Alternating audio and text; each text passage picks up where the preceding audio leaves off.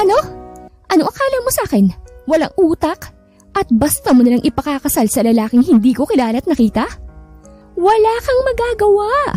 Dahil nasa last will ng iyong ama na ipakasal ka kay Hero Angeles. No way! May boyfriend na ako. At sa kanya lang ako magpapakasal. Tutol niya sa gusto ng kanyang stepmother. Wala kang choice kung hindi ang sumunod sa gusto ng iyong ama. Kung hindi, wala kang makukuhang mana mula sa kanya. What? Nasisiraan ka na ba? Paano ako walang makukuha? Ako yung totoong anak. Ako yung may mas karapatan kesa sa anak mo. Isang malakas na sampalang dumapo sa pisngi ni Sandra. Galing kay Miranda. Kahit kailan talaga wala ka talagang galang sa mas matanda sa'yo. How dare you to slap me? Mag-asawang sampal din ang ibinalik ni Sandra kay Miranda. Dahilan para mapaluha ito dahil sa sakit. How dare you? Galit na angel niya sa dalaga. O bakit?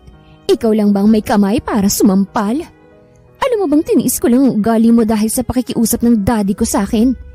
Pero ngayong wala na siya, pwede na kitang palayasin dito sa pamamahay ko. Pamamahay ko rin to dahil kasal kami ng daddy mo. Kaya't wala kang karapatan para palayasin kami ng anak ko. Really, huh? Paano ka naman nagkaroon ng karapatan kung ang bahay na ito ay sa aking tunay na ina? Huh? Nakangising ani ni Sandra. Anong ibig mong sabihin? Huwag ka nang magmaang-maangan pa. Alam kong alam mo na hindi kay daddy ang bahay na ito. Kaya kung ako sa'yo, aalis na lang ako rito kasamang anak mo. No way! Hindi kami alis dito ng anak ko. Ang kapal din naman ng apog mo na manatili dito, no? Nakuha niyo ng gusto niyo kay daddy, hindi ba? Hindi ako makapapayag na hindi makuha ng anak ko ang para sa kanya. Kung may makukuha ka man, sisiguraduhin ko na magkahati kayo ng anak ko. Walang duda na kaya ka pumatol sa aking ama dahil sa pera niya. Pero hindi mo makukuha ang gusto mo hanggat buhay ako. Sisiguraduhin ko na hindi ka magtatagumpay sa plano mo. May diing sabi ni Sandra bago iniwan ng madrasta. Wisit ka! Makakatikim ka rin sa aking babae ka! Galit na ani ni Miranda habang nakatingin sa papalayong babae. Babe, are you ready? Of course. Nakangiting ani ni Lance habang pababa ng sasakyan. May lakad kasi sila ni Sandra kaya niya ito sinundo. What happened? Ba't parang ang saya mo? Nothing, babe. Nakangiti pa rin niyang sabi. Naninibago talaga ako sa'yo ngayon. Ani Lance habang nagdadrive. Babe naman, ngayon ka pa ba maninibago sa akin? Hindi ba ako dapat manibago? Hindi, dahil hindi naman ako nagbabago. Ngumiti si Sandra habang nakatingin sa mukha ng nobyo niya. Alam mo bang, nakatakda na akong ikasal? Muntik nang mapasubsob ang mukha ni Sandra nang biglang mag-break si Lance dahil sa narinig. What the heck are you doing? Papatayin mo ba ako sa takot? Inis niyang ani sa kanyang nobyo. Anong sinabi mo? Seryosong tanong ni Lance. Ikakasal na ako, ngunit hindi sa'yo. Lumambot ang boses niya at napapikit siya habang sinasabi yun. Ayaw niyang umiyak sa harap ni Lance. Hindi agad nakagalaw si Lance sa kanyang kinauupuan dahil sandaling nablangko ang isipan niya. Bakit? Isang salita lang pero ramdam niya ang sakit sa tanong niya sa kanyang nobya.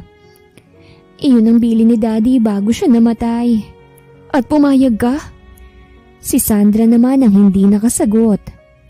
Wala akong makukuha mula kay Daddy kapag hindi ako pumayag. Mahina niyang sagot sa binata. Lihim na ikinuyom ang kamao ni Lance at gusto niyang manakit dahil sa sakit. Hindi ka naman papayag, di ba? Hindi mo naman ako iiwanan, di ba? Hindi ka naman magpapakasal sa kanya, hindi ba? Nanginginig ang boses ni Lance habang sinasabi yun kay Sandra. Of course, hindi kita iiwanan. Hindi ako magpapakasal sa kanya. Tuluyan ang nalaglag ang mga luha ni Sandra na pilit niya sanang pinipigilan. Matagal bago nakaalis ang dalawa sa kinaroroonan nila. Nag-uusap pa rin sila pero hindi na tungkol sa kasal ni Sandra. Pilit na iwinaksi nila sa isip niyang tungkol sa kasal ng nobya dahil tila nawawala siya sa sariling katinuan kapag iniisip niya ang bagay na yon. Mom, do something para matuloy ang kasal ni Sandra kay Hiro. Hindi pwedeng hindi sila maikasal. Mahihirapan akong kunin ang loob ni Lance kapag nandyan pang babaeng yan. Inis na ani ni Camila sa kanyang ina. Noon pa gusto ni Camila si Lance pero dahil kay Sandra, hindi niya magawang akitin ang binata dahil malayo ang loob nito sa kanya.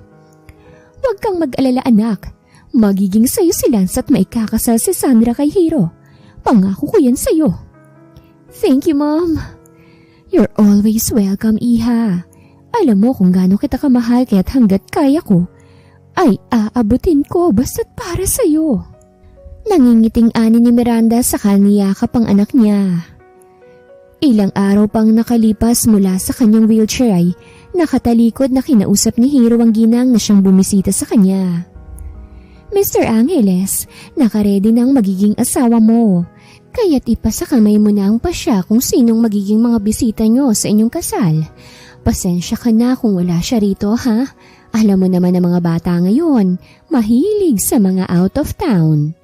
Nakangiting anya ng ginang at kahit nakatalikod sa kanyang kausap, ay ngumiti pa rin siya dito.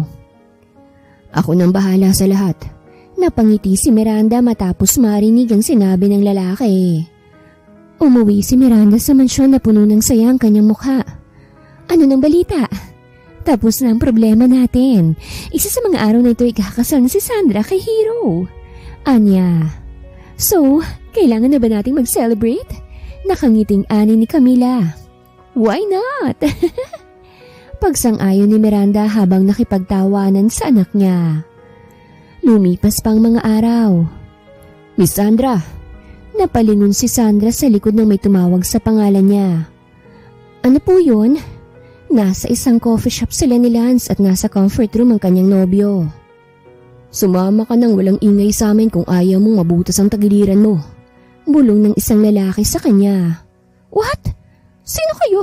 Anong kailangan nyo? Takot niyang tanong sa lalaki. Wala kaming kailangan sa'yo, pero sa boss namin, meron. Walang nagawa si Sandra kung hindi ang sumama sa isang lalaki. Kaagad na ipinasok siya sa kotse at mabilis silang umalis sa lugar na yon. Pagbalik ni Lance mula sa comfort room, ay wala na ang nobya niya ron. Where is she? Bulong niya habang kinokontak ang numero nito. Where the hell are you? Why are you not answering my call? Naiirita na niyang ani dahil nakailang tawag na siya.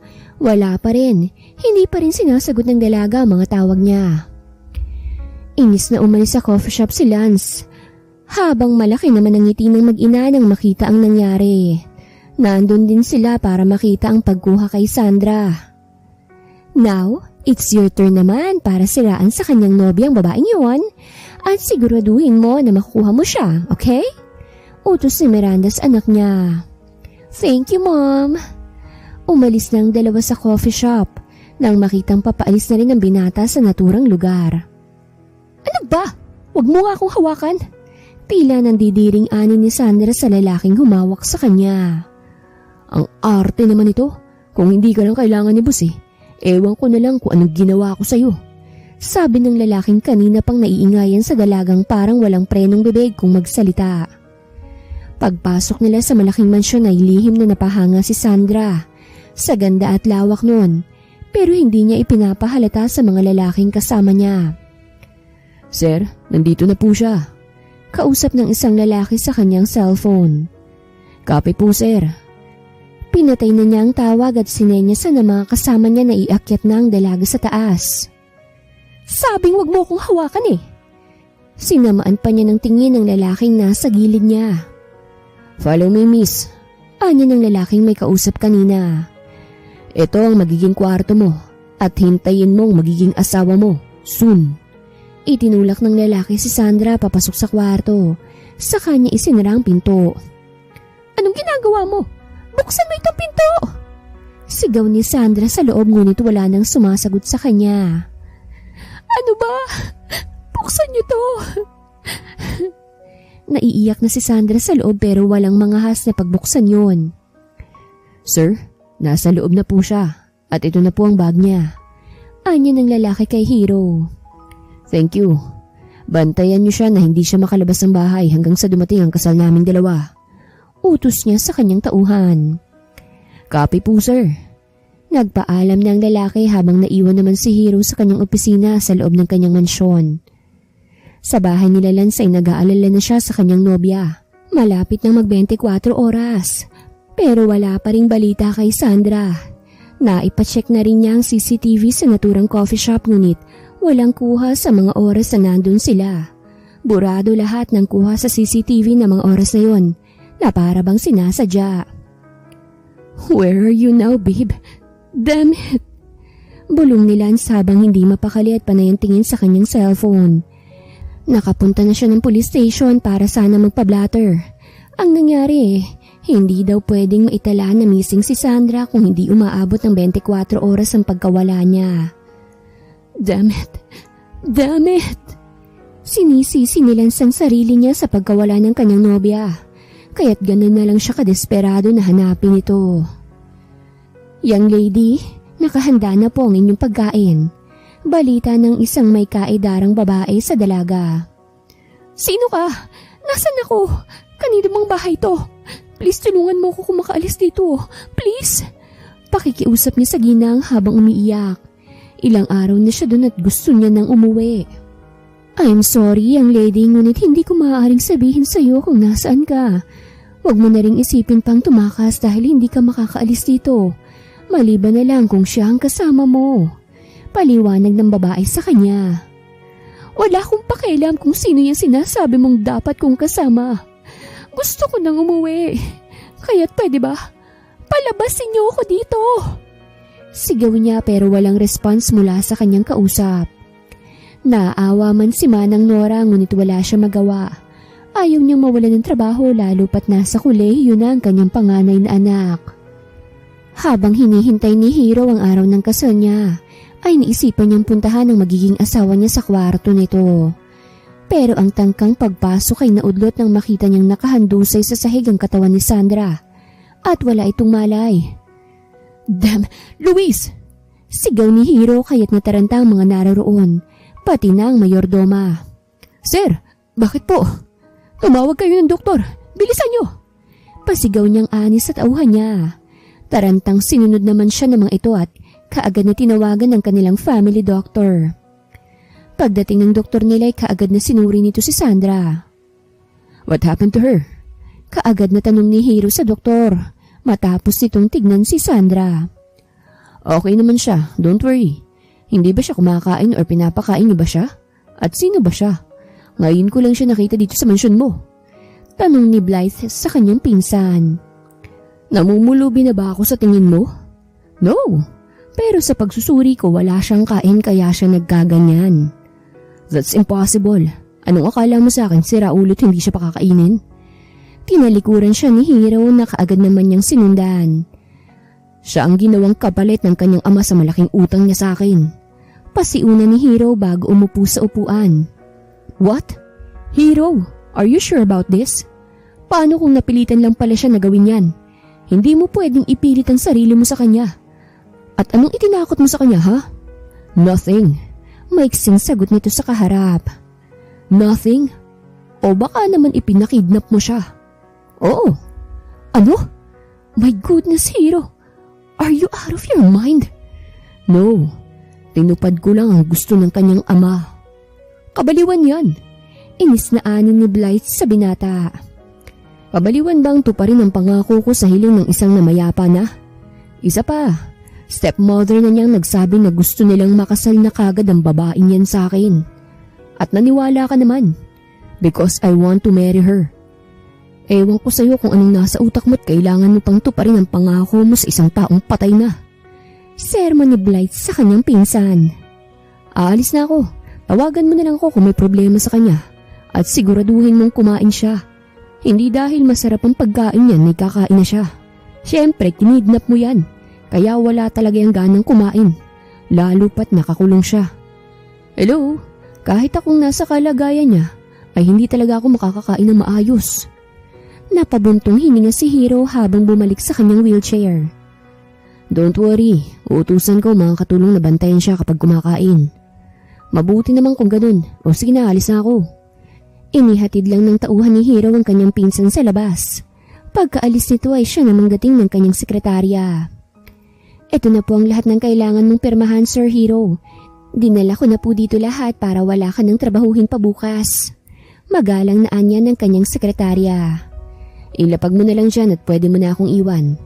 Tawagan mo na lang din ako kung may meeting akong kailangang puntahan at lahat ng schedules ko bukas kanselahin mo dahil may importante akong lakad bukas. Maliwanag? Maliwanag po, Sir Hiro. Good. Nakahinga ng maluwag ang sekretarya nang makalabas na siya ng opisina ni Hiro. Akala niya mapapagalitan na naman siya nito dahil natagalan siya. Ilang oras ding tulog si Sandra kaya't pagkagising niya ay nagtataka siya kung bakit may mga katulong ang nakatayo't nakabantay sa kanya. Anong meron? Taka niyang tanong sa mga ito habang iginala sa paligid ang kanyang tingin. Mabuti naman at gising ka na, Iha. Nag-alala kami ng sobra sa'yo kanina eh. Ani Nora sa dalaga. Nang maalalang nangyari kanina, ay saka palang nag-sink in sa utak ni Sandra kung bakit may mga katulong doon. Bumangon ka na po, senyorita, para makakain ka na habang mainit-init pa ang ulam. Anya ng isa pang katulong. Hindi ako kakain hanggat hindi niyo ako palalabasin dito. Banta niya sa mga naroroon. Maawa ka po, senyorita. Mawawalan po kami ng trabaho kapag hindi ka pa kumain. May pamilya din kaming binubuhay at dito lang namin gusto magtrabaho dahil sapat ang sahod namin para sa aming pamilya. Maawa ka po. Pakikiusap ng babaeng sa tingin niya ay mas bata pa sa kanya ng ilang taon. May pamilya kayo, pero paano naman ako? May mahal din ako sa buhay na naghihintay sa pagbabalik ko. At alam kong hinahanap niya ako ngayon. Ibalik niyo sa amo niyo ang pagkain na yan.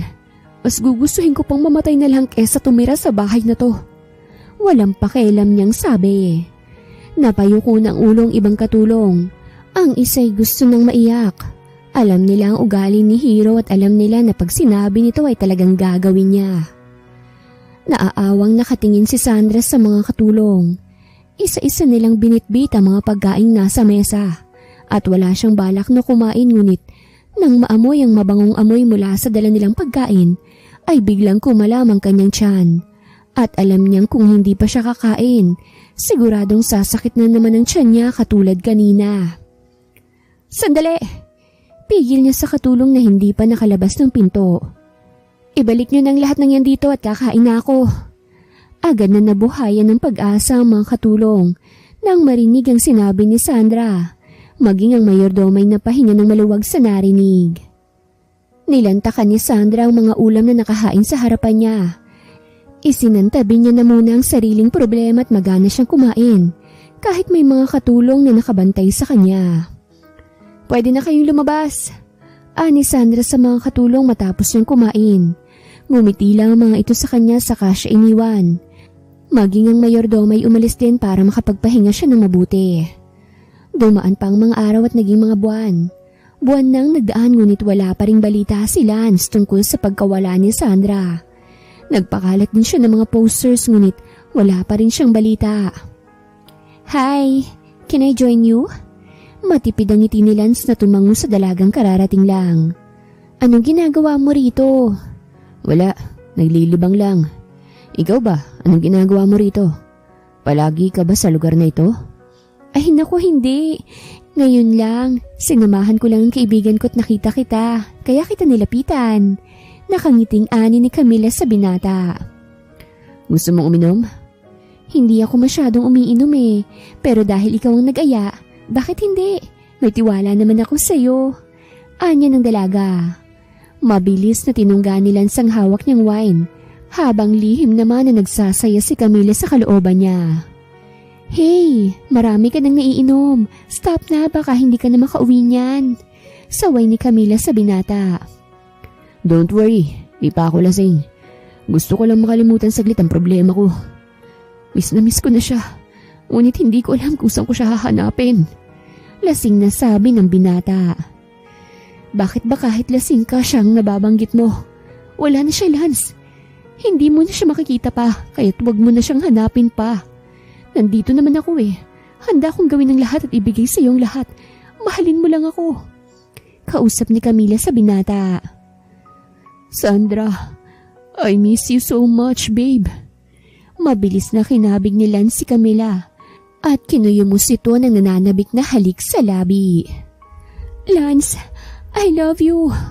Nahihibang na sabi ni Camila sa binatang kahalikan. I want you now, babe. Namamaos ang boses nito habang haplos ang mukha ng dalaga. Sayong-sayo ako, Lance. Ibibigay ko sa iyong saya na hindi na ibigay ni Sandra sa iyo. Ngunit hindi dito. Mahina niyang sabi. Sinenyasan niya ang waiter na kasabwat niya at tinulungan siya nitong dalhin si Lance sa VIP room na ipinahanda niya. Siguraduhin mo na walang kalat ang trabaho mo, ah. Utos niya sa lalaki. Copy po, ma'am. Salamat po dito, ah. Tukoy ng waiter sa malaking halagang hawak niya. Nang umalis ito'y kaagad na binalikan ni Camila ang binata sa kama. Babe, tawag ni Lance sa kanyang nobya. Babe, I'm here. Agad na kinabig ni Lance ang batok ng dalaga at siniil ito ng halik. Kaagad naman itong tinugon ni Camila at hinayaan ng binata sa gustong gawin sa kanya. Napahalinghing pa siya ng tuluyan ng maalis ni Lance ang saplot niya at nilaro ang dalawa niyang bulkan. Pagkagising kinabukasan ni Lance ay masakit ang ulo niya. Napapikit pa siya habang hinihilot-hilot ang kanyang noo. Pagmulat niya ng matay nagtataka siya dahil hindi iyon ang kanyang kwarto. Oh shit! Naibullas na lang niya nang may kamay ang nakayakap sa kanya. Mabilis na bumangon siya at nagulat siya na makitang wala siyang kahit na anong suot sa katawan. At ang ikinagulat niya ay ang masilayan ng mukha ng babae. Ano nangyari kagabi? Galit niyang sabi na siyang dahilan para magising din si Camila mula sa mahimbing na pagkakatulog. Gising ka na pala. Anong nangyari? Bakit tayo magkatabi sa pagtulog? Galit niyang tanong sa dalaga. Hindi mo na ba naaalala na pinilit mo ako kagabi? Parehas na tayong lasing at wala akong laban sa lakas mo kaya may nangyari sa atin dito. Naiiyak na sabi ni Camila. No, hindi yan totoo. Galit niyang sabi sa dalaga. Pero kita mo sa dalawang mata mo, hindi ba? Magkasama at magkatabi tayo sa pagtulog. At parehas tayong walang saplot. No, you planned for this. Ba't di mo ako mauuto? Wala akong matandaan kaya't imposibleng may nangyari sa ating dalawa. Galit na sabi ni Lance at pinulot isa-isa ang mga gamit niya. Saka siya pumasok sa banyo para magbihis. Galit na naibato ni Camila ang mga unan sa sahig nang iwan na siya ni Lance sa VIP room. Alam niyang galit ang lalaki at hindi na ito magpapakita pa sa kanya. Ngunit hindi siya makapapayag na basta na lang siya nitong iwan, gayong may nangyari na sa kanila.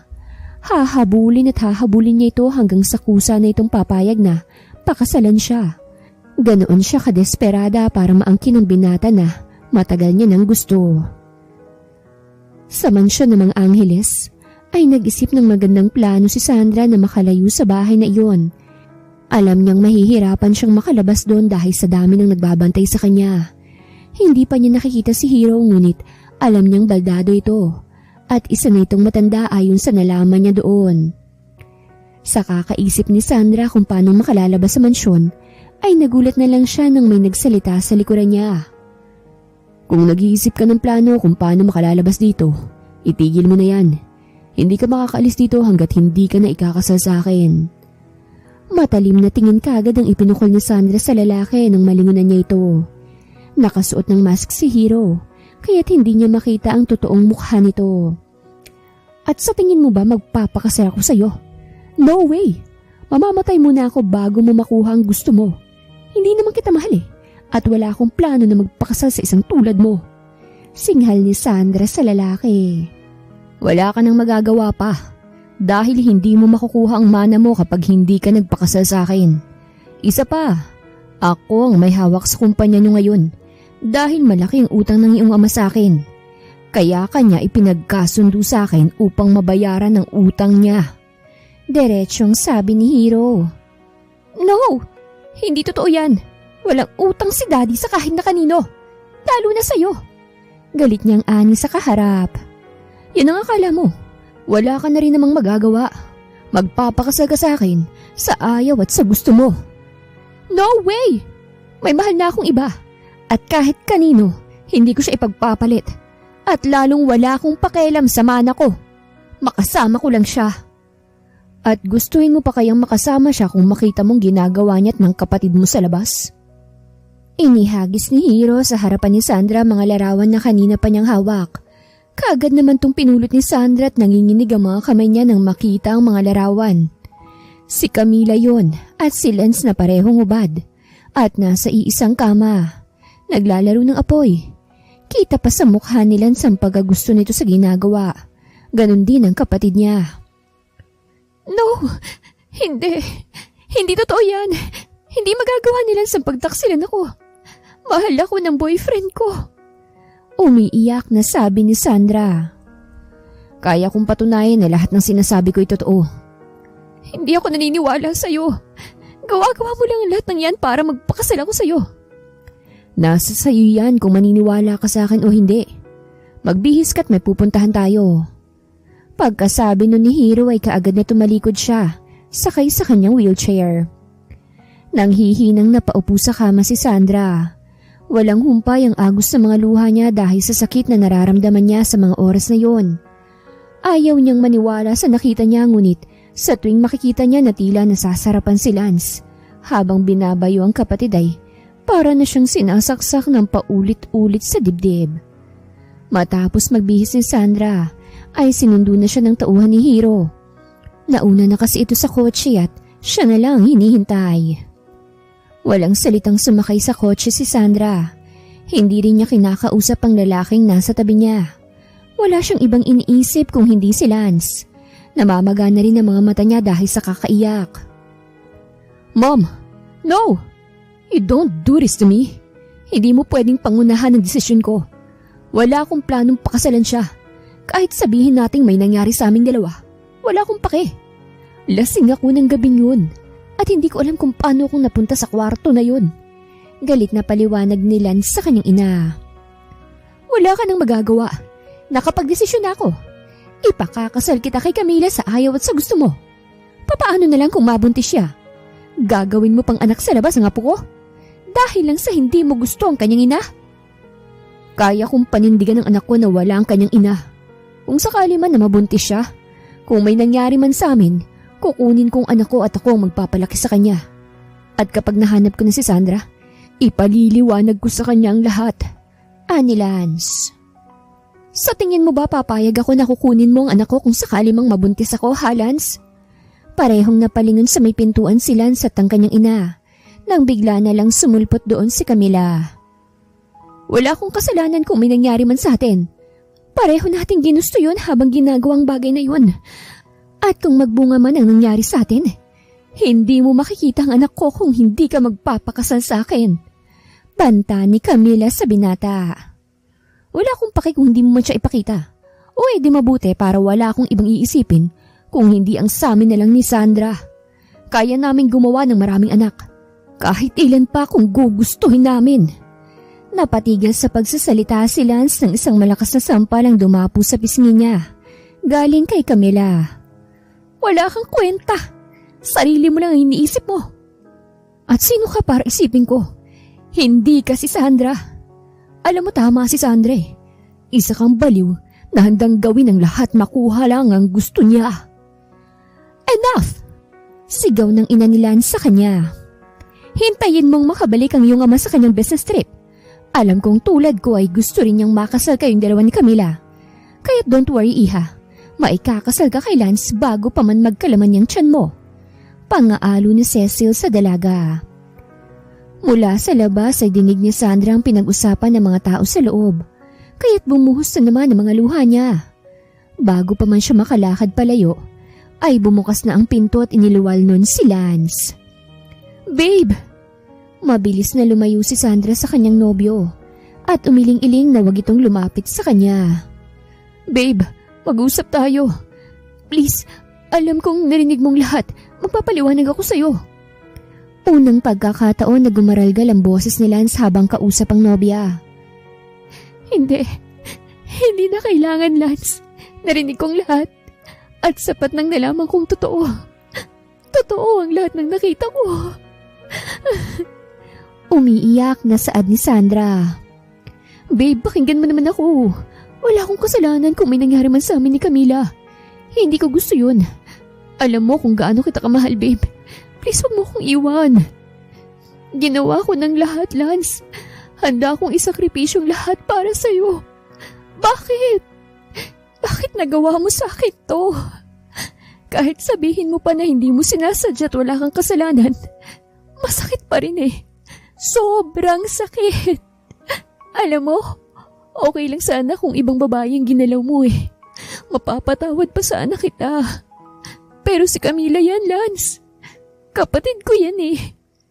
Kahit na anong mangyari, kapatid ko pa rin siya. Magkapareho kami ng dugo, kaya sorry. Alam kong pareho tayong masasaktan dito pero kailangan mo siyang panindigan dahil ayokong mabuntis siya nang walang amang dinadala niya. Umiiyak na sabi ni Sandra. Sa kanya na tinalikuran ng lalaki. Mabilis na bumalik sa kotse si Sandra at doon ito humagulgol. Mabilis siyang hinabol ni Lance pero nakapasok na siya sa loob. Babe, buksan mo tong pinto. Mag-usap tayo, babe, please. Magpapaliwanag ako sa'yo. Katok ni Lance sa pinto ngunit hindi na siya pinakinggan pa ni Sandra. Inutusan na niyang driver na umalis na sila. Mula sa pinto ay kita ni Camila ang pag-upo ni Lance sa semento. Kita niya kung papaano nitong pinahid ang kanyang mga luha habang nakatanaw sa lumalayong sasakyan. Maging si Cecil ay biglang nagkaroon ng pag-aalinlangan nang makita kung gaanong nasasaktan ng anak niya. Patawarin mo si Mommy, anak. Ngunit hindi ko maaaring hayaan na lang na mamuhay ang anak mo na hindi kanya nakakasama kung mabuntis man ang babaeng ito. Ani ni Cecil sa kanyang isip. Naaawa siya kay Sandra ngunit mas naaawa siya kay Camila. Lalo na nang umiyak ito sa kanya. At sana hindi siya nagkamali sa naging desisyon niya. Mabilis na lumipas ang mga araw. Dumating na ang araw ng kasal ni Hero at Sandra. Nasa isang beach sila, tanging malalapit na kaibigan lang ang mga naroroon ang sumaksi sa kasalan nilang iyon. Nalungkot man si Sandra ngunit wala na siyang nagawa pa. Tapos na siyang pinagbigyan ni Hero sa gusto niya para sana kausapin si Lance. Pero huli na siya. At ayaw naman niyang mabuntis si Camila na wala ang ama nito sa tabi niya. Kahit na magkaaway sila ni Camila, wala namang kinalaman doon ang anak niya at pamangkin pa rin niya ang bata sa ayaw at sa gusto niya. Sa araw-araw na magkasama si Hero at Sandra, hindi na naitago pa ni Hero ang totoong nararamdaman niya sa kanyang asawa. Tuluyan ng inangkin niya ito at kaagad naman tong nabuntis na labis niyang ikinatuwa. Makalipas ang maraming mga buwan, ay iniluwal nito ang isang batang lalaki na manang-mana sa kanya. Hero! Agad na palingon si Hero sa may pinto ng tawagin ng asawang pangalan niya. Nakakalakad ka? Wife, magpapaliwanag ako sa'yo. Ginawa mo akong tanga. Pinaniwala mo kung hindi ka makalakad para ano ha? Hero, para saan at anong dahilan? Bakit ka nagpanggap? Matalimang tingin na ipinukol ni Sandra sa kanyang asawa. Wife, ginawa ko ito dahil ayokong iwan mo ko. Paliwanag ng lalaki sa kanya. Ayaw mong iwan kita? Mas lalo mo akong binigyan ng reason para iwan ka. Wala akong nararamdaman sa'yo kahit konti, alam mo yan. Naangkin mo man ang katawan ko ngunit hindi mo kailanman maangkin ang puso ko. Galit na ani ni Sandra sa kanyang asawa. Mula noon ay lumalayo na ang loob ni Sandra kay Hero. Hanggang sa tuluyan na nga siyang magdesisyon na iwan ng kanyang asawa at anak. Akala niya nung una, okay lang na malayo siya sa anak at asawa niya. Pero habang tumatagal siya sa ibang bansa, ay ramdam niya ang sobrang pangungulila niya sa mga ito. Ang sobrang ipinagpapasalamat lang niya ay hindi ipinagdamot ni Hero sa kanya na makita at makausap niya ang kanyang anak sa video call, araw-araw. After 5 years. Mommy! Hey, careful! Baka madapa ka! Natatawang saway ni Sandra sa kanyang anak habang sinalubong ito ng yakap. I miss you so much, Mom! Malambing na anya ng anak niya. Malaki na si Nathan at hindi na ito ang batang dati ay karga-karga lang niya. I missed you too, baby. Sobrang namiss ka ni Mommy. Ang laki-laki mo na. Masaya niyang sabi. How's your flight po? It's okay, baby. Medyo pagod lang si mommy pero ngayong nandito ka na't nayakap na kita, nawawala lahat ng pagod ko nang dahil sa'yo. Nakangiting ani ni Sandra. Ilang taon din siyang nanirahan sa ibang bansa na hindi kasamang anak niya. Tanging video call lang ang komunikasyon nila para hindi nila mamiss ang isa't isa. Yay! May mommy na ako! Masayang sigaw ni Nathan habang yakap ang kanyang ina. Sa opisina ni Hiro ay ibinalita ng kanyang assistant na dumating na ang kanyang asawa at nakauwi na ito sa kanilang mansyon. Hindi ka ba uuwi ng maaga, sir? Tanong ni Ryan sa kanyang boss. Tila wala kasi itong reaksyon nang marinig ang ibinalita niya rito. Tatapusin ko lang itong ginagawa ko saka ko uuwi. Mahinahon niyang ani. Okay po, so tawagin niyo na lang po ako kung may ipag-uutos kayo sa akin. Tumangulang ang binata at hinayaan ng iwan siya ng kanyang assistant. Pagkalabas ni Ryan sa kanyang opisina, ay saka pa lamang napabuntong hininga si Hiro. Masayang narinig na bumalik na ang kanyang asawa. Ngunit natatakot din siya na baka sa pagbabalik nito ay tuluyan na nitong putulin ang ugnayan nilang dalawa. Handa naman na siya kung anong magiging desisyon ni Sandra.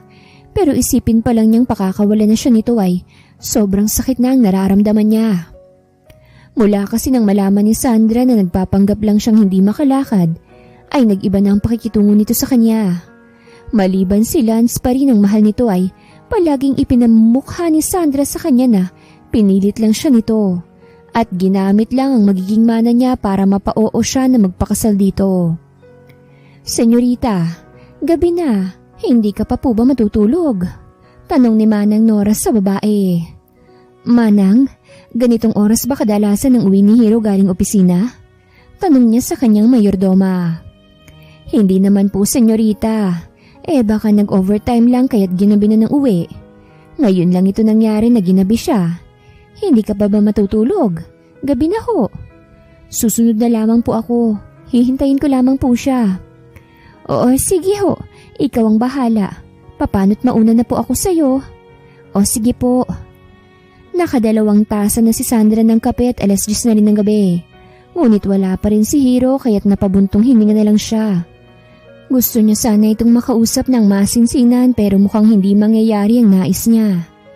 Tumayo na si Sandra para matulog na ngunit naudlot ang akmang pag-alis niya nang may marinig siyang tunog ng sasakyan mula sa labas ng bahay. Kaya't dali-dali niyang binuksan ang pinto para salubungin ang asawa niya. Sir, kaya mo pa bang maglakad papasok sa loob? Tanong ni Ryan sa kanyang amo na nakapikit. Anong nangyari sa kanya? Nagulat si Ryan sa biglang pagsulpot ni Sandra. Pero kalaunan ay ngumiti siya. Magandang gabi po. Lasing po siya, mami. Kanina pa kasi siya dun sa bar. 6:00 pa lang ay nandun na siya. Hindi ko naman siya maawat dahil baka magagalit siya. Paliwanag ng assistant ni Hiro kay Sandra. Kanina ka pa ba niya kasama? Opo, ma'am. Hindi ako uminom. Binantayan ko lang siya. Paliwanag nitong muli. Nakahinga na maluwag si Sandra dahil sa sinabi ng assistant ng asawa niya. Pwede mo ba akong tulungan para maipasok siya sa loob at madala sa kwarto namin? Sige po, ma'am. Halos hindi na makalakad sa sobrang kalasingan si Hiro, kaya nahihirapan silang iakyat sa taas. Maraming salamat Pwede mo na kaming iwan. Ako nang bahala sa kanya. Yumuko naman si Ryan bago umalis sa kwarto ng mag-asawa. Bakit ka ba naglasing? Hindi mo ba gustong pag-uwi ko kaya ka nagkakaganyan? Mahinang ani ni Sandra habang nakatitig sa mukha ng kanyang asawa. Malaki na ang ipinagbago ni Hiro. Kung noon ay palaging nag-aahit siya ng kanyang bigote, ngayon ay hindi na. Nagmukha na itong ermitanyo sa paningin niya. I'm sorry, pero ginawa ko lang yun para hindi ka lumayo sa akin. Mahinang ungol ni Hiro habang tulog ito. Hindi naman kita sinisisi kung bakit mo yun ginawa. Gusto ko lang patunayan sa sarili ko na mahal na nga kita. Hindi ko matanggap na ganun lang akong nahulog sa'yo. At napatunayan ko yun nung nasa malayo na ako. Mahal na kita. Ngunit hindi ko masabi sa iyong totoong nararamdaman ko dahil nahihiya ako sa iyo. Dahil pinagbintangan kita ng kung ano-ano. Mahina niyang sabi habang haplos ang buhok ng kanyang asawa. Matapos niyang bihisan at hubarin ang sapatos ng kanyang asawa, ay tumabi na siya sa pagtulog dito. Isiniksik niya ang kanyang katawan sa katawan ng kanyang asawa. At tulad ng dati ay mabilis lang siyang nakatulog habang nakayakap dito. Pagkagising kinabukasan ni Hiro ay masakit ang ulo niya. Ang tangkang pagbangon niya ay naudlot nang maramdaman niyang may mabigat na bagay ang nakapatong sa kanyang tiyan. Dahan-dahan niyang sinilip ang ilalim ng kanyang kumot at tumambad sa kanyang natutulog niyang asawa. Lihim na napangiti si Hiro nang masilayang muli ang maamong mukha ni Sandra. Tulog pa rin ito habang nakadantay sa kanyang tiyan ng isa nitong paa at nakasiksik naman sa kanyang kilikili ang ulo nito. Ang kaninang masakit niyang ulo ay biglang nawala nang makitang asawa niya. Sobrang tuwang nararamdaman niya at nayakap muli ang babaeng matagal na nang hinihintay na bumalik. Para hindi magising ang asawa, ay hinayaan niya na lang tong nakayakap sa kanya. "I missed you so much, wife." Mahinang bulong ni Hiro at hinaplos ang malambot nitong buhok. At dahil inaantok pa siya ay muli siyang natulog kasama si Sandra. Napangiti si Sandra nang makitang mahimbing pang natutulog ang asawa niya. 8:00 na ng umaga nang magising siya. Dahan-dahan siyang bumangon at kaagad na pumasok sa banyo para maghilamos. Naging mabilis ang kilos niya dahil gusto niyang siyang maghahanda sa pagkain nila ni Hiro. "Mommy, good morning!" Salubong ni Nathan sa kanyang ina. Kaagad naman itong niyakap ni Sandra at hinalikan sa pisngi. "Good morning, baby. Kumain ka na ba?" "Opo, pinakain na po ako ni Yaya." "Maraming salamat." Pasasalamat ni Sandra sa yaya ng anak niya. Naalimpungatan si Hiro nang magising siya'y wala ng kanyang asawa sa kanyang tabi. Mabilis na bumangon siya at kaagad na lumabas ng kwarto para hanapin si Sandra sa labas. Malayo pa siya sa kusina ay dinignan niya ang hagikik ng kanyang anak. Maging ang tawa ni Sandra ay dinig din niya. Saka pa lang siya nakahinga ng maluwag. Akala niya'y umalis na naman ang asawa niya at iniwan silang muli ng anak niya. "Daddy, good morning po." Nakangiting pumantay si Hiro sa anak niya at hinalikan to sa pisngi at noo. "Daddy, nagluto po si Mommy ng masarap na breakfast." Pagbibida ng kanyang anak. "Good morning." Nag-aalangang bati ni Hiro sa kanyang asawa bago siya humalik sa noo nito. "Daddy, bakit sa noo lang? Bakit hindi sa lips ni Mommy? Diba ganun ang mga daddy? Sa lips ng Mommy humahalik?" Inosenteng tanong ni Nathan sa kanyang ama. Napaubo nang wala sa oras si Hiro habang muntik nang mabilaukan si Sandra sa kanyang laway. Dahil sa narinig, parehas pang napatingin ng dalawa sa kanilang anak at nagpipigil ng ngiti ang bawat isa sa kanila. "Of course, baby, pero hindi pa kasi nakakapag-toothbrush si Daddy, kaya ganun." Palusot ni Hiro sa kanyang anak. Nakahinga naman ng maluwag si Sandra nang makitang naniwala ang kanyang anak sa kasinungalingan ng ama nito. "Totoong hindi pa ako nagtutoothbrush. Nagmamadali kasi akong bumaba dito sa pag-akalang iniwan mo na naman kami ng anak mo." Mahinang bulong ni Hiro sa tenga ng kanyang asawa nang makalapit siya dito. Napasinghap si Sandra nang tumama sa tenga niya ang labi ng kanyang asawa. Alam niyang sinasadya ni Hiro yon dahil alam nito ang kiliti niya. "Luto na itong niluluto ko. Umupo ka na nang makakain na tayo."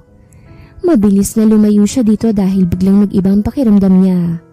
Katulad ng dati, kaagad na nag-react ang katawan niya kapag si Hiro ang katabi niya. Iba sa pakiramdam niya noon kapag si Lance ang kasama niya. Hindi niya naramdaman kay Lance ang nararamdaman niya kay Hiro. Dismayado man ay hindi ipinahalata ni Hiro na nasasaktan siya kapag lumalayo sa kanya ang kanyang asawa. Umupo na lang siya sa mesa mag-isa dahil ang anak niya kinuha na ng yaya nito at dinala sa sala. Maganang kumain si Hiro, maging si Sandra ay magana rin kumakain. At paminsan-minsan ay kita niya sa gilid ng kanyang mga mata na sumusulyap si Hiro sa kanya. Tahimik ang dalawa hanggang sa natapos na silang kumain.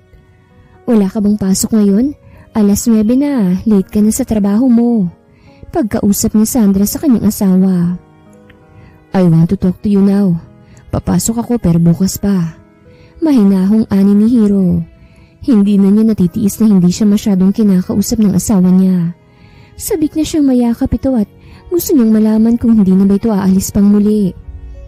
Gusto rin kitang makausap pagkatapos kong linisin tong pinagkainan natin. May mga katulong naman. Sila nang bahala na maghugas ng lahat. Mahinahong ani ni Hiro. Pero hindi nakinig ang asawa niya kaya't marahan niya itong pinaharap sa kanya. Hoy, anong ginagawa mo? Saway ni Sandra sa asawa niya. Isinandal lang naman siya nito sa may stall ng lababo. I missed you so much. Bigkas nito habang nakatitig to sa mga mata niya. Kita niyang pananabik at pagmamakaawa ni Hiro sa kanya na parabang sinasabi nito na wag niya itong iwan. Hiro, umalis ka nga dyan at baka may makakita sa ginagawa mo. Nakakahiya sa mga katulong. Hindi sila papasok dito. Anong hindi papasok? Kusina ito, hindi kwarto. Naiinis niyang ani. Alam na kasi niyang tumatakbo sa isip nito. Mami, Daddy, ano pong ginagawa niyo? Sulpot ni Nathan sa likuran ng dalawa. Mabilis na itinulak ni Sandra ang asawa niya sa kanya hinarap ang anak niya. Wala, baby. Kinakausap lang ako ni Daddy. Let's go. Maligo ka na dahil aalis tayo ngayon. Sinamaan ni Sandra ng tingin ng asawa pero si Hiro ay ngumisi lang at kumindat. Saka siya sumunod sa dalawa.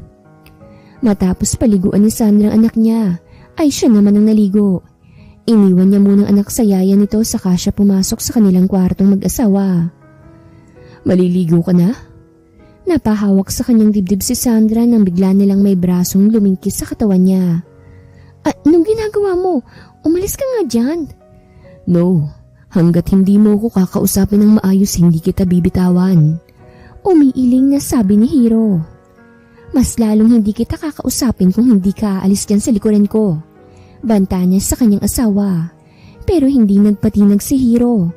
Sa halip na pakawalan siya nito ay iniharap siya ni Hiro sa kanya at pinatakan ng halik ang kanyang labi. Hindi mo ko pwedeng i-ignore habang buhay dahil hindi ko kaya. Mahinang anya sa kanyang asawa habang pilit na ipinapasok ang kanyang dila sa bibig nito. Lumalabas na naman yung kamanyakan mo ah. Nahihirapang ani ni Sandra. Konti na lang kasi ay mapapaungo na siya dahil sa ginagawa ni Hiro sa kanya. Alam mo naman na ikaw lang ang minamanya ko. Nahihibang na anya ng kanyang asawa. Bago pa man makapag-react ay nahubad na ni Hiro ang suot niyang brat damit. Saka gumapang ang halik niya sa kanyang dibdib. Sa halip na tumutol, ay isang ungo lang lumabas sa bibig ni Sandra. Dahilan para lalong pagbutihan ni Hiro ang ginagawa sa kanyang asawa.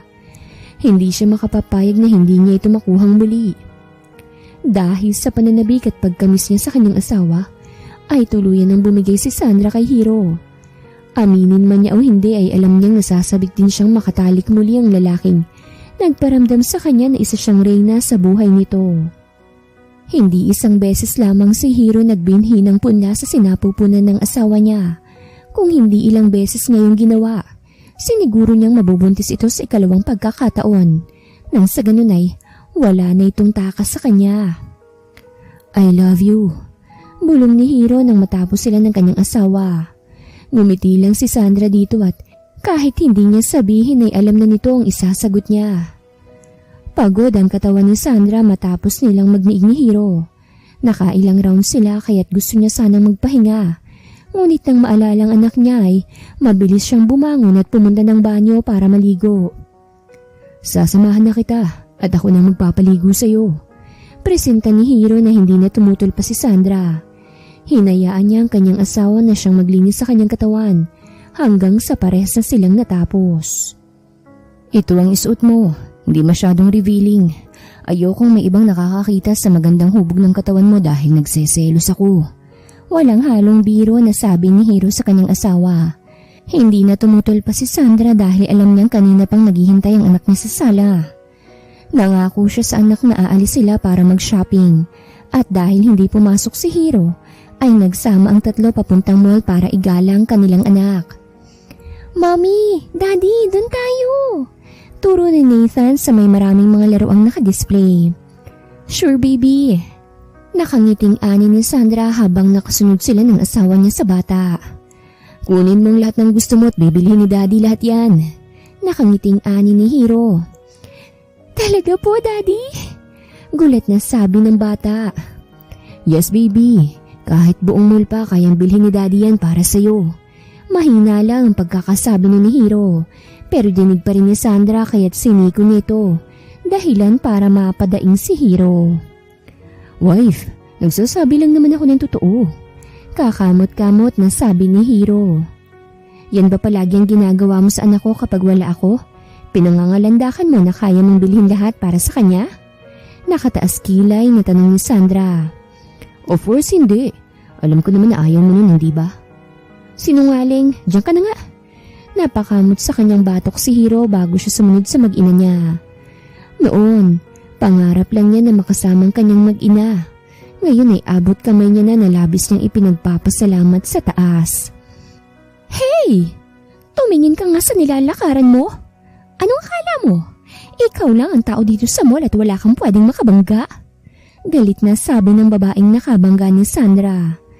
Nang lingunin niya ito, gano'n na lang ang panlalaki ng mga mata ni Camila nang makilala ang kapatid niya. OMG, Sandra! Ikaw ba talaga yan? Kailan ka pa bumalik? Balita ko iniwan mo raw yung asawa mo dahil si Lance pa rin ang mahal mo ah. Oh, kawawa ka naman. Umaasa ka pa rin na babalikan ka niya. Hindi ka na niya mahal dahil ako nang mahal niya ngayon. Nakangiting pangaasar ni Camila sa kanya. Hanggang ngayon ba naman insecure ka pa rin sa akin? Kawawa ka naman at hindi nawawalang insecurities mo ano? Anong taon na ba ngayon? Sa tingin mo ba, magsistay pa ako sa lalaking alam kong nilalawayan na ng iba? Huwag mo kong itulad sa'yo. Nakangiting bulong ni Sandra sa kapatid. At oo nga pala, huwag mong dalhin dito sa mall ang magaspang mong ugali. Sige ka, baka makakita ka ng kaaway dito at mag-viral ka. Siguradong magagalit na naman sila sa'yo. Ayaw pa naman nun sa babaeng asal kalye. Bulong niyang muli sa kapatid niya. Bitch! Mahinang angil ni Camila, pero hindi na siya pinansin pa ni Sandra. Sinundan niya ng tingin kung saan ito pupunta pero nagulat na lang siya nang makita kung sinong lalaking kasama nito. Imposible! Imposibleng nagkabalikan sila! Galit na ani ni Camila. Nakakuyom ang kamao niya habang nakatanaw sa kanyang kapatid. Hindi siya makapaniwalang hanggang ngayon ay mas nakalalamang pa rin to sa kanya. Ang buong akala niya ay tuluyan na rin tong nilayuan ng lalaki. Are you okay? Bigla ka na lang nawala sa tabi ko. Tanong ni Hiro sa kanyang asawa. I'm okay. Don't worry. Doon naman tayo sa taas. Okay, let's go. Magkahawak kamay ang dalawa na naglakad habang nasa kabilang kamay naman ni Hiro ang kanyang anak.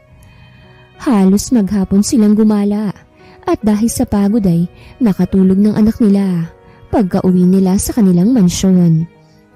Matapos maihiga sa kamang anak niya, ay saka binalikan ni Hiro ang mga pinamili nila. Nauna na rin si Sandra sa kanilang kwarto dahil pagod na umano ito. Kanina ka pa matamlay ah, may problema ba? Tanong ni Hiro nang makaupo sa kama. Nagkita kami ni Camila kanina sa mall. Mahinahon niyang sabi. What? May ginawa na naman ba siya sa'yo? Pinagsalitaan ka na naman ba niya ng hindi maganda? Gusto mo bang kausapin ko siya? Hindi, wag na. Naawa lang ako sa kanya. Pumayat kasi siya at parang walang tamang tulog. Naawa ka sa kanya? Pero sila walang awa sa'yo, hindi ba? Hindi porket kapatid mo siya, kaaawaan mo na lang siya palagi. Tandaan mo na kaya ka nilang ipahamak, makuha lang ang gusto nila. Mahinahong sabi ni Hiro sa kanya. Napayakap ng mahigpit si Sandra sa kanyang asawa at doon umiyak sa dibdib nito. Ngayon niya napagtanto kung gaano siya kaswerte kay Hiro. Salamat, mahina niyang sabi. Salamat saan? Na hinintay mo ako sa pagbabalik ko, na hindi ka nagbago't nagsawa sa kakahintay sa akin. Dahil mahal kita at hindi magbabago yun. Alam mo ba kung bakit ikaw ang pinili ko na maging asawa? Bakit? Curious na tanong ni Sandra. Dahil wala kang pakialam sa yaman ko. Alam kong tanging mana mo lang ang gusto mong makuha at handa kang bitawan ang mana na yun dahil sa lalaking mahal mo noon. Doon ako humanga ng sobra sa iyo. Ngunit Bakit nagpanggap ka pa rin na hindi nakakalakad? Kung hindi kita nabisto, hindi mo pa sasabihin sa akin ang totoo. I'm sorry. Natakot lang ako na baka iwan mo ko kaya iyon ang ginawa ko. At pinagsisisihan ko lahat ng yun, lalo na nang ipinakidnap kita. Nag-text kasi sa akin ng stepmother mo at sinabi niyang magtatanan kayo ni Lance kaya natakot ako. Kaya mo ko ipinakidnap? Marahang tumango si Hiro.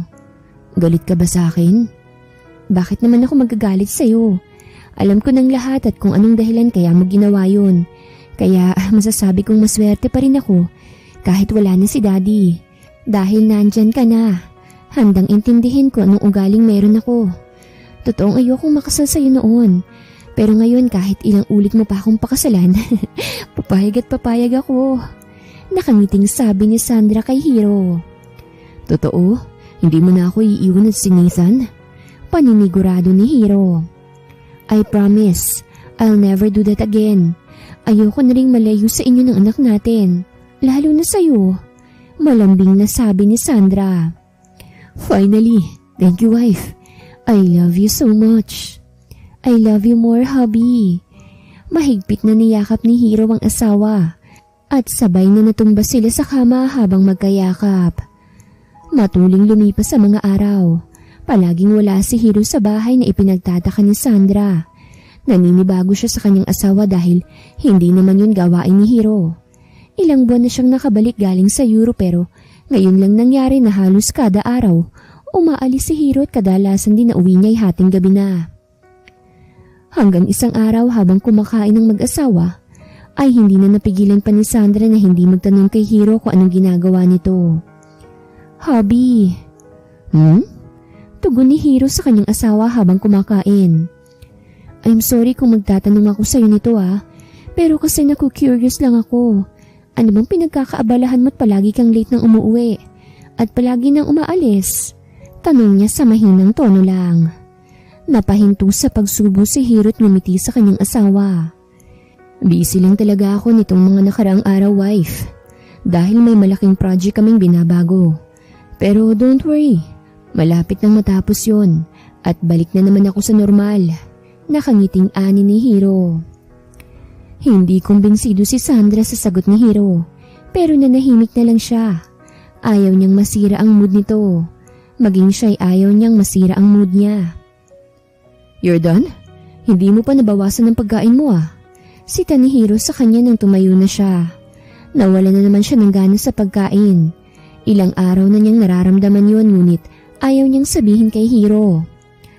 Okay lang ako, wag kang mag-alala. Medyo masama lang ang pakiramdam ko Pero magiging okay din naman to maya-maya. Iinuman ko na lang to ng gamot. Paliwanag niya saka siya tumayo. Agad na patayo si Hiro nang napahawak si Sandra sa upuan at parang nahihilo. Wife, are you okay? Tarantang tanong ni Hiro ngunit umungo lang si Sandra. Umiikot ang paningin ko. Napasigaw sa takot si Hiro nang bigla na lang mawala ng malay ang kanyang asawa. Ryan, tawagan mo si Blythe. Tarantang sabi ni Hiro nang makitang wala ng malay ang kanyang asawa. Kaagad na dinala to ni Hiro sa kanilang kwarto at doon pinahiga ng maayos. Sir, papunta na po ditong pinsan mo. Maging si Ryan ay natataranta na rin. Pagdating ni Blythe ay kaagad na sinuri niya ang asawa ng pinsan. Ano nangyari sa kanya? Bakit siya nawala ng malay? Nasa boses ni Hiro ang takot at pag-aalala. Normal lang sa kanyang mawala ng malay dahil sa dinadala niya. Isa yan sa mga sintomas kapag buntis ang isang babae. Paliwanag ni Blythe sa kanyang pinsan. What? Are you sure about this? Buntis talaga siya? Oo, kaya't congratulations. Magiging daddy ka na ulit. Nakangiting bati ni Blythe sa kanyang pinsan. Yes, thank you. Masaya niyang sigaw. Napangiti na lang si Blythe na nakatingin sa pinsan niya. Ngayon niya lang ulit ito nakita na ganun kasaya mula nang umalis ang kanyang asawa noon. Nagising si Sandra na tanging asawa niya lang ang kasama. Nakatitig to sa kanya ngunit kalaunan ay ngumiti rin ito sabay halik sa kanyang labi. Are you okay now? May gusto ka bang kainin? Nagugutom ka ba? Sunod-sunod na tanong ni Hiro kay Sandra. Bakit ang weird mo? Ano bang nangyari? Huwag ka munang bumangon. Bigli ng doktor na hindi ka muna pakilusin. Pigil niya sa akmang pagbangon nito. Wala naman akong sakit eh. Bakit hindi ako pwedeng bumangon? At bakit ka nandito? Hindi ba't may lakad ka? Umalis ka na't hindi ko gustong makita yung pagmumukha mo. Napamaang si Hiro at hindi alam kung anong ire-react niya sa sinabi ni Sandra. What? I'm not ugly. Ano naman ngayon kung ang pangit mo sa paningin ko? Umalis ka na nga at iirita ako kapag nakikita kita. Pagtataboy niya sa kanyang asawa. Okay, aalis na pero papapasukin ko dito si Manang Nora para may mautusan ka. Pagsuko niya sa kanyang asawa. Kung hindi lang niya alam na buntis ito, siguradong ibang iisipin niya kung bakit ayaw siyang makita ni Sandra. Dad, okay lang po ba si Mommy? Tanong ni Nathan habang parehas silang nakaupo habang kumakain ng snacks sa labas ng mansyon. Your mommy is okay lang baby, don't worry. Wag mo na lang muna siyang puntahan baka pati ikaw ay paglihihan niya. Mahirap na't baka mapaiyak ka pa niya. Ano po ba yung naglilihi? Inosenteng tanong ni Nathan sa kanyang ama. Napangiti naman si Hiro habang haplos ang buhok ng anak niya. Ang ibig sabihin ng naglilihi is may baby sa tummy si mommy at magiging kuya ka na. Nakangiting ani ni Hiro. Talaga po? Magiging kuya na ako? Yes baby, kaya makinig ka muna kay daddy ah. Opo daddy. Napangiti na lang si Hiro habang pinagmamasdan ng panganay niya. Parang kailan lang nang iwan ito ni Sandra sa kanya at ngayon ay malaki na ito. At hindi magtatagal ay may binata na siya. Nagtataka si Sandra at hindi nagpapakita ang anak sa kanya. At ang sabi ng mayordoma ay kasama nito si Hiro sa pag-alis. Ilang araw na rin simula nang malaman niyang buntis siya. At sobrang saya niya na magkakaanak na silang muli ni Hiro. Senyorita, magbihis ka na't paparating ng driver na magsusundo sa iyo. Po? Saan po ko pupunta? Taka niyang tanong sa mayordoma. Wala kasing sinabi si Hiro na aalis siya. Hihintayin ka raw ng asawa mo at ng inyong anak, kaya't wag ka ng maraming tanong, magbihis ka na. Tinulungan na ng mayordoma ang kanyang amo para mapadali itong matapos. Tama lang na natapos ito nang dumating ang kanyang driver. Mag-iingat kayo sa biyahe. Hindi ka po ba sasama, Manang? Hindi na, senyorita. Dito na lang ako at congratulations nga pala in advance. Nakangiting anya ng ginang. Ngumiti lang si Sandra sa katulong. Kahit nagtataka siya sa sinabi nito ay hindi na lang siya nagtanong kung bakit ganun ang sinabi nito. Inutusan na niyang driver na umalis na. At habang nasa biyahe ay naaaliw si Sandra sa mga nakikita niya sa kanilang dinadaanan. Nagtataka siya kung bakit lumalayo sila sa Maynila. Manong, anong lugar po ba ito? Malayo na po tayo sa Maynila ah. Nasaan na po ba tayo? Tanong niya sa driver nila at hindi ipinapahalata na natatakot na siya. Malalaman mo rin mamaya, ma'am. Pwede ka po munang matulog kung inaantok ka. Malayo-layo pa po kasi tayo. Magalang na anya ng driver. Dahil walang sinabi ang driver nila ay naisipan niyang tawagan muna si Hiro. Pero out of coverage ang cellphone nito. Imposible. Mahina niyang anya habang nasa cellphone ang kanyang tingin. Dala ng kanyang ipinagbubuntis ay mabilis na nakaramdam ng antok si Sandra hanggang sa tuluyan na nga siyang nakatulog. Naalimpungatan na lang siya nang may mahinang tumatawag sa kanya. Ma'am, nandito na po tayo. Pwede ka na pong lumabas. Pagkausap ng driver sa kanya. Kinusot-kusot ni Sandra ang mga mata niya. Sa kanya iginala ang kanyang paningin sa paligid. Magdidilim na kaya't kita na niya ang mga ilaw na parang sinadyang ilagay sa mga kahoy na nasa kanilang paligid. Manong, anong lugar ito? Bakit wala akong makitang mga tao? Pinaglalaroan mo ba ako? Nag-uumpisa ng mainis si Sandra habang nakatanaw sa paligid. Ay naku, hindi po ma'am. Maglakad lamang po kayo papunta dyan sa may bahay. Andyan po sila Sir Hiro, naghihintay sa inyo. Naghihintay sa akin? Kung hinihintay niya ako, ba't hindi niya ako sinundo rito? Bakit maglalakad ba ako papunta ron? Ano ba talagang meron? Manong Roger?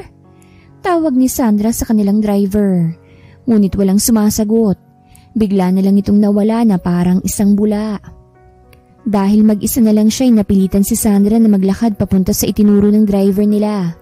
At bawat tapak ay umiilaw to na siyang nagpahanga sa kanya.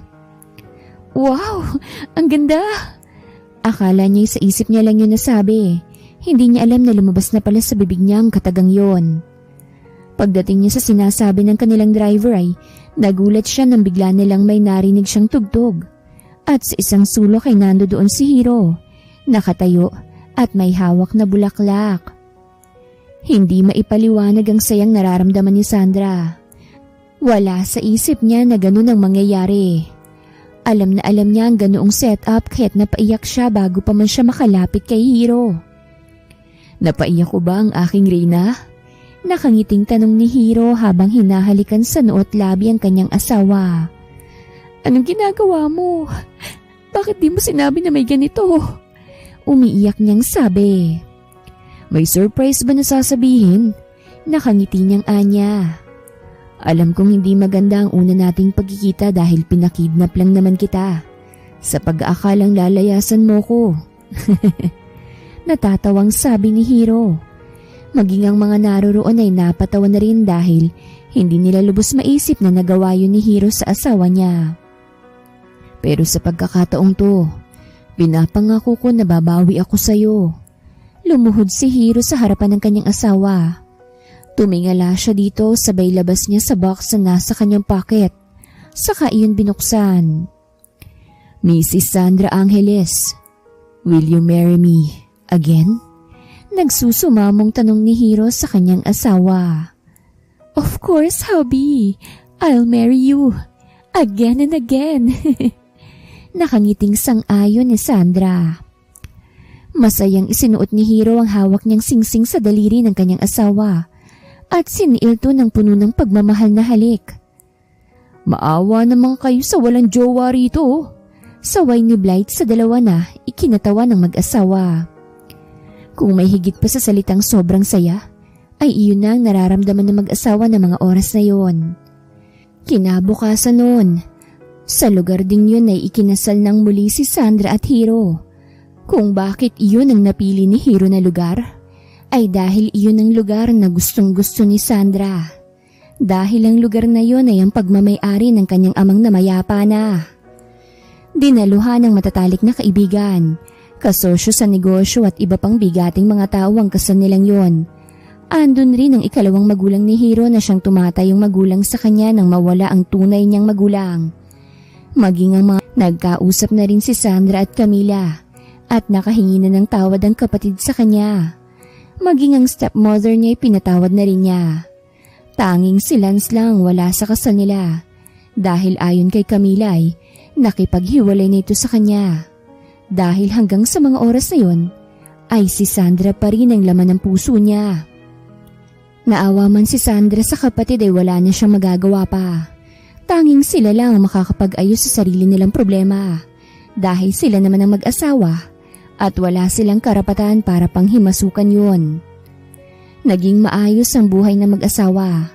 Hindi man maganda sa una, talaga namang bumawi si Hiro at Sandra sa isa't isa at pinagtibay pa ang kanilang pagsasama kasama ang dalawang anak nila. Wakas.